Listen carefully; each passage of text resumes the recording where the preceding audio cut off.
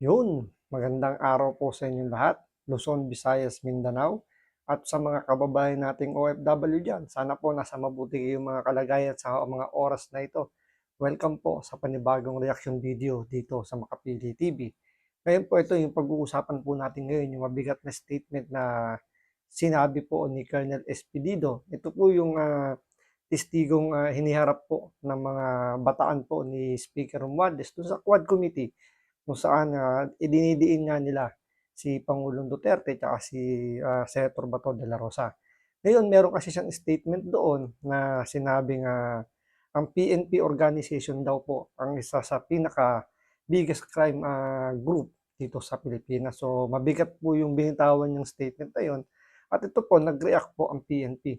So, ito po yung naging mga statement po ng spokesperson po ng PNP dahil sa kumbaga hindi makatwirang pagbibigay ng ganong klaseng statement ng isang aktibong pulis na akusahan mo ba naman yung organization na kinabibilangan mo na isang malaking crime group. So, yan po yung pag-uusapan natin. Kaya kung hindi ka pa nakasubscribe sa Makapili TV, pakipindot po muna yung subscribe button at the same time, palike na rin po ng video. Wala naman pong bayad yan. Kaya pindot na. So ito, pag-usapan na po natin itong binitawang salita ni Colonel Espinido na ikinadismaya po ng mga kapulisan natin. So ito, panoorin po natin to.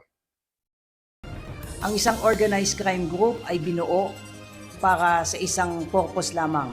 Ito ay to commit crimes. So malayong malayo ito sa realidad na kung bakit itinatag ang PNP mula sa Philippine Constabulary at Philippine PCINP. So hindi natin alam kung saan nanggagaling yung sinasabi nitong police officer na ito. Ikinagulat ng pamunuan ng pambansang pulisya ang naging pahayag ni Lieutenant Colonel Jovi Espinido sa Quadruple Committee hearing kahapon sa Kamara na ang Philippine National Police ang pinakamalaking crime group sa bansa. Ayon kay PNP Public Information Office Chief Police Colonel Jean Fajardo, nakalulungkot na inihalintulad pa ng isang aktibong pulis ang organisasyon sa grupo ng kriminal. Seryoso ang naging aligasyon at unfair ito sa mga matitinong pulis, maging sa mga nagbubuwis ng buhay sa paggawa ng maayos na trabaho. It casted doubt at shadow doon sa integridad ng buong PNP. We're not talking about one single PNP officer but buong organisasyon yung sinasabi natin. Correct. Kasi parang binigyan mo na ng alinlangan, binigyan mo na ng doubt yung buong Pilipino na ang PNP natin ay hindi mapagkakatiwalaan dahil sa ganyang klaseng statement. So napaka-unfair nga naman dun sa mga pulis po natin na gumagawa ng tama, nagsisilbi ng tama, ibinubuhis ng yung buhay nila, iniiwan yung pamilya nila para gampanan yung trabaho nila bilang pulis. And yet sasabihin ng isang pulis na aktibo pa po ito hindi pa to retired, hindi to dismiss, active duty, nasa active, ano pa siya, active, basta aktibo pa po siyang pulis. Tapos sasabihin niya ng PNP na kinabibilangan mismo siya, isang malaking crime group. Ngayon, masisisi ba natin si Colonel Espinido? Siguro, maybe meron siyang experience. Siyempre, matagal na rin siya sa serbisyo. So, marami na siyang nakikitang mali. So, hindi naman natin masasabing perfecto naman talaga yung PNP. Meron pa rin talagang mga bulok na kamatis diyan, may mga talagang sabihin natin, mga siraulo, may mga corrupt na pulis na nandyan sa loob ng organization. Kaya nga, kung mapapansin nyo, every administration ang laging sinisigaw nila, internal cleansing, lilinisin yung hanay nila. Pero until now, hindi pa rin nila talaga totally masabing 100% na nalinis na nila yung buong PNP. Kasi nga, nung panahon ni Pangulong Duterte, di ba? Inamin naman ni Pangulong Duterte na may mga police general na involved din talaga sa illegal na droga. Kaya sabi nga niya, ang hirap kalabanin ng gobyerno na mismong gobyerno yung nagpuprotekta sa mga corrupt official, sa mga corrupt government employee, di ba? So, yun yung pinaka sinasabi ni Pangulong Duterte na kaya nga sinusulong niya nung time niya na mapalitan yung konstitusyon natin dahil nga kung gusto talaga daw natin ng pagbabago, kailangan natin simulan uli back to zero dahil nga yung buong sistema ng Pilipinas infected na ng korupsyon. So, kailangan baguhin lahat, tanggalin lahat. Kaya nga sabi nga ni Pangulong Duterte, bababa siya sa pwesto niya kapag napalitan or sabi natin maaprubahan kagad na mapalitan yung konstitusyon natin. Kahit siya mismo, kusa siyang bababa sa pwesto para at least lahat bago. So, dahil nga hindi pa rin napapalitan yung saligang batas natin, still mananatili pa rin yung sistemang bulok, especially dyan sa PNP. Kaya siguro yun yung yun yung doon nang humuhugot itong si Colonel Espinido. Kaya nga siguro yung pagkakaintindi niya doon sa utos ni PNP chief kasi siyempre ang inaakusahan niya buong PNP organization. So siguro nasa isip niya yung PNP chief dahil siya yung namumuno sa PNP, yun yung direktang nagbibigay ng utos o yung kumbaga tanggap na yung sistema ng kung paano trumabaho yung mga pulis. Well, siguro meron talagang bukod siguro sa chief PNP, meron pa sigurong shadow boss siguro diyan, parang shadow PNP chief, parang ganon. So, lumalabas niya parang dalawa yung PNP chief. Isang mabuti, isang masama.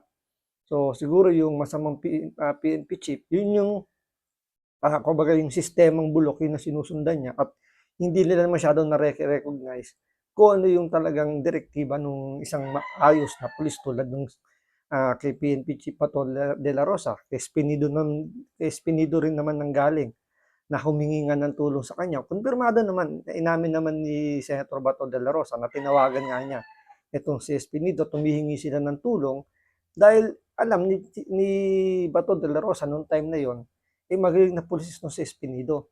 At talagang nilalabanan nito yung mga drug syndicate dun sa area yung hinahawakan niya. Kaya kinausap niya, humingi siya ng tulong para, alam yun, na ma-eliminate or sabi nga niya, matanggal, mawala yung illegal na droga doon sa area na yun. Kaso syempre, dahil nasa bulok na sistema ng PNP na yun yung pagkakaintindi o yun yung pagkakaalam ni Espinido dahil nga sa bulok na sistema, ang pagkakaintindi niya dun sa pag-alis, dun sa pagtanggal na hinihingi ng tulong ni Chief PNP Bato de la Rosa noong time na yon, ang nasa utak niya is patayin.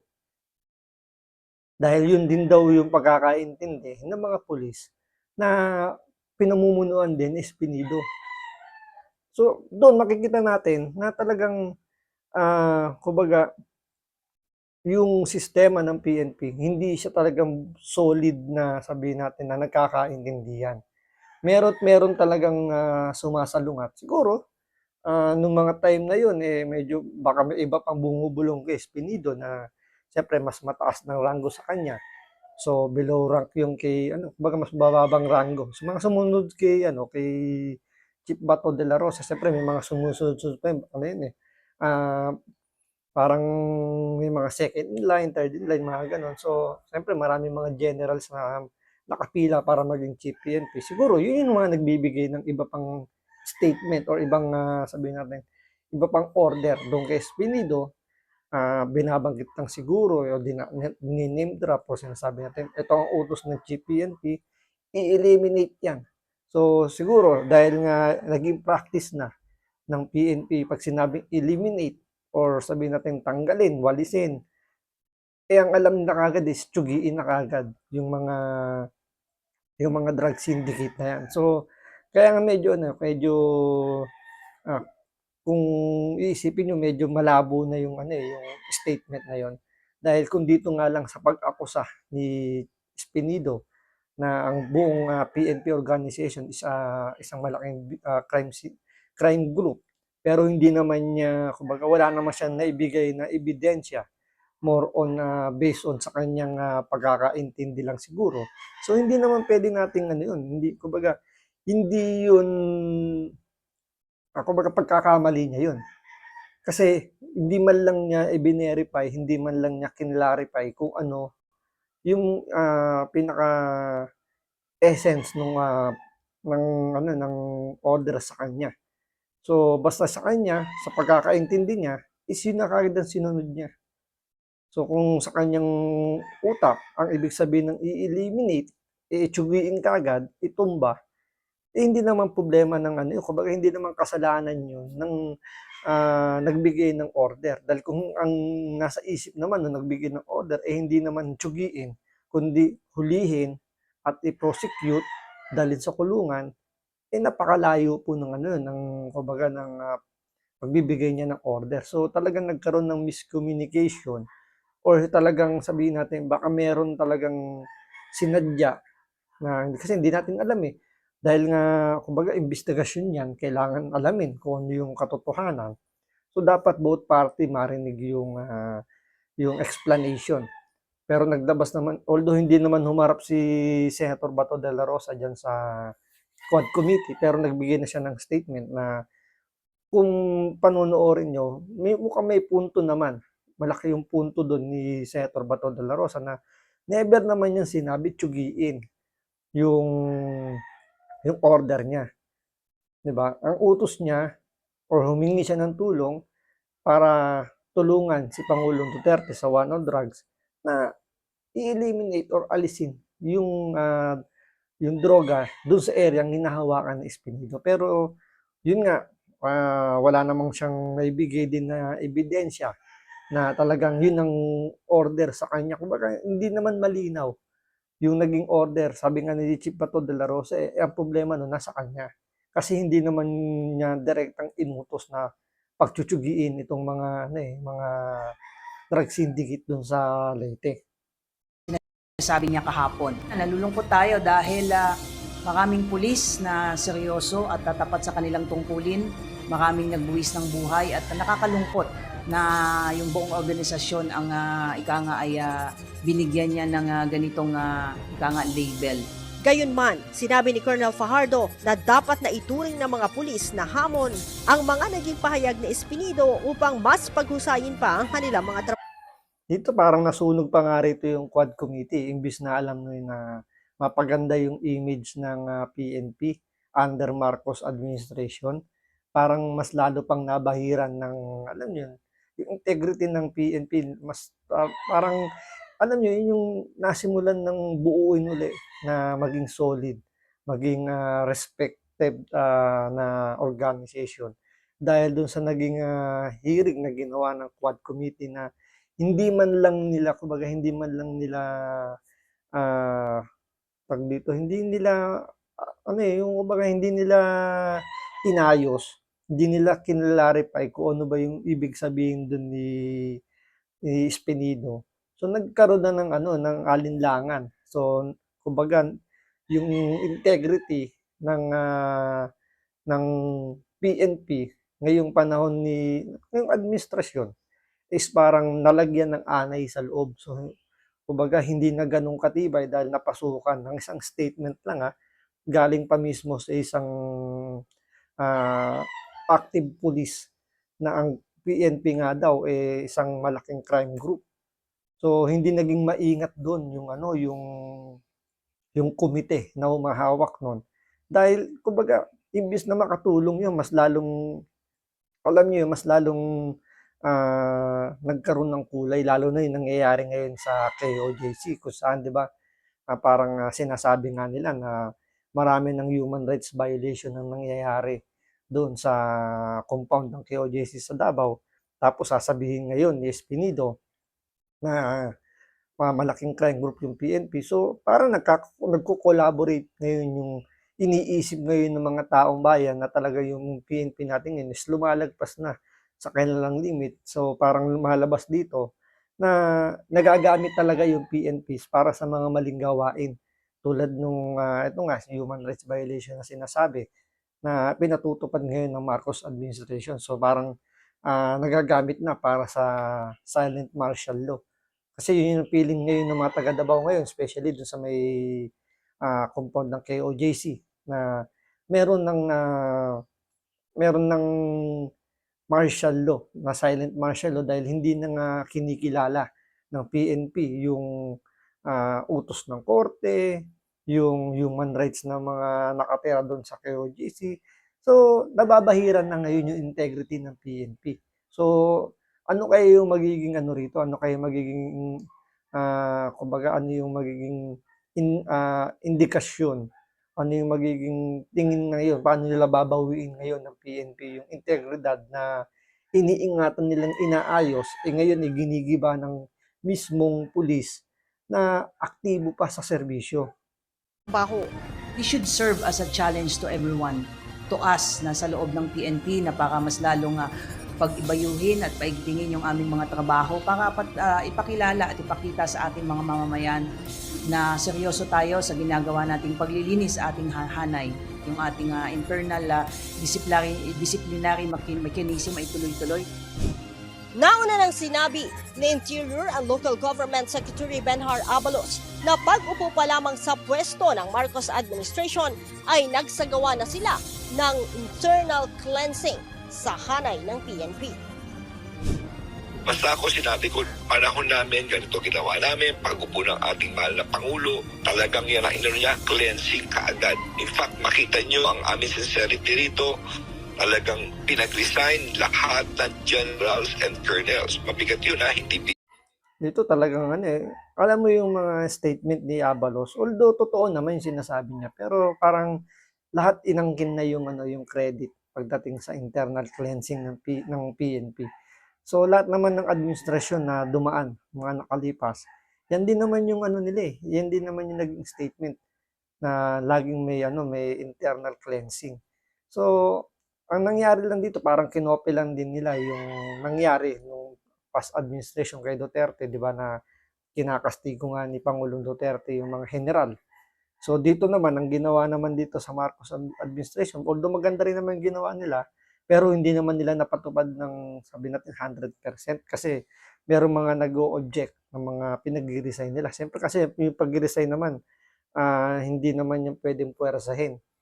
So, ang ginawa, parang voluntary resignation yung ginawa nila sa mga colonel, sa mga generals na sabihin natin, involved man o hindi para maging patas, pinag-resign lahat. So, siyempre, dun sa mga, sabihin natin, matitinong mga police generals, colonel, unfair, di ba? Na, kumbaga, ilang taon na lang, let's say 1 year, 2 years na lang yung kailangan nilang bunuin, makukuha nila ng yung retirement benefits nila, makukuha nila ng buo. Pero dahil nga pinag-resign sila ng mas maaga, so siyempre may deduction pa rin yun. So magkakaroon ng recomputation, instead na makuha ng buo yung kanilang mga retirement benefits, siyempre mababawasan. Kaya yung iba dyan, hindi kinagat, kumbaga hindi sang-ayon dun sa parang early retirement na hinihingi ni Marcos administration. So hindi lahat sumunod. Yung iba still active pa rin, talaga nakikipagmatikasan. Siyempre, kumbaga, ano yung reason ba't ka mag-resign kung wala ka namang ginagawang masama. So, yun nga, lahat naman ng administrasyon, yan lagi ang ginagawa, internal cleansing. Pero until now, hindi pa rin talaga totaling 100% nalilinis yung PNP. Kasi, di ba, kung titingnan nyo sa bawat balita, laging may mga involved na police na nasasangkot sa mga kung ano nung mga issue, andyan yung mga aligasyon, lalo-lalo na ngayon sa binigay na statement ni Espinido na ganyang crime group daw ang PNP, talagang, kumbaga, hindi pulis ang problema. Ang may problema na yung buong sistema, yung buong organization. So, ibig sabihin, mukhang kailangan buwagin yung PNP para lang malinis yung buong organization. Parang ganun yung mangyayari dito dahil lang inaakusahan yung buong organization, hindi naman yung police o yung administrasyon. yun. At tinanggap ang 18 at ngayon may pending I think 58 cases dito before the NAPOLCOM and some were already summarily dismissed from office. Dagdag pa ni Colonel Fajardo, handang tulungan ng PNP si Espinido kung mayroon itong ebidensya at nais na magsampa ng kaso. The PNP is also curious kung ano yung mga hawak ng ebidensya at kung may mga hawak siya mga ebidensya ay tutulungan natin Bukas ang PNP sa anumang investigasyon at kung meron mang sapat na katibayan ang sino man, hindi lang itong si Lieutenant Colonel Espinido, ay tutulungan natin siya. Matatanda ang mayroong mga pinangalanang opisyal sa Espinido sa pagharap sa pagdinig sa Quadcom sa Kamara kaugnay ng umano'y estilo ng war on drugs ng PNP noon. Sinabi ni Espinido na mayroon umanong reward at quota system at alam umano ito ng lahat ng mga pulis. Leia Ilagan, Alam daw ng lahat ng pulis yun na may quota system. Ang tanong, sino ba yung nagbigay ng quota system? Yun yung kailangan i-clarify ngayon ni Senator Bato de la Rosa kung meron ba talagang ganong klaseng quota system. Kasi kung alam daw ng lahat ng pulis yun, so dapat from PNP chief hanggang sa pinaka mababa, let's say yung PO1 or yung corporal, or patrolman, kung ano man yung ano man tawag doon sa pinamababang ranggo, dapat may clarify yan ni Senator Bato de la Rosa. Doon medyo kailangan ng doon ng ni Senator Bato de la Rosa ng confirmation. Pero doon sa unang statement kasi ni Espinido, medyo sablay yung pagkanta niya ron kasi nga hindi niya, kumbaga, magkaiba sila ng pagkakaintindi. So iba yung orders ni Chief Bato de la Rosa noong time na yun is tulungang linisin yung area na hawak ni Espinido.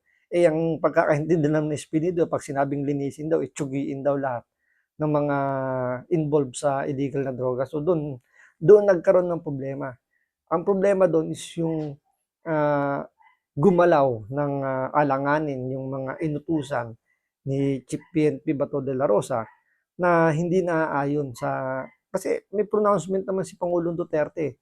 Di ba sabi niya, basta dumaan sa tamang proseso, susuportahan ko kayo. Since hindi siguro dumaan sa tamang proseso, tulad na lang yung nangyari dun kay Kian de los Santos, di ba?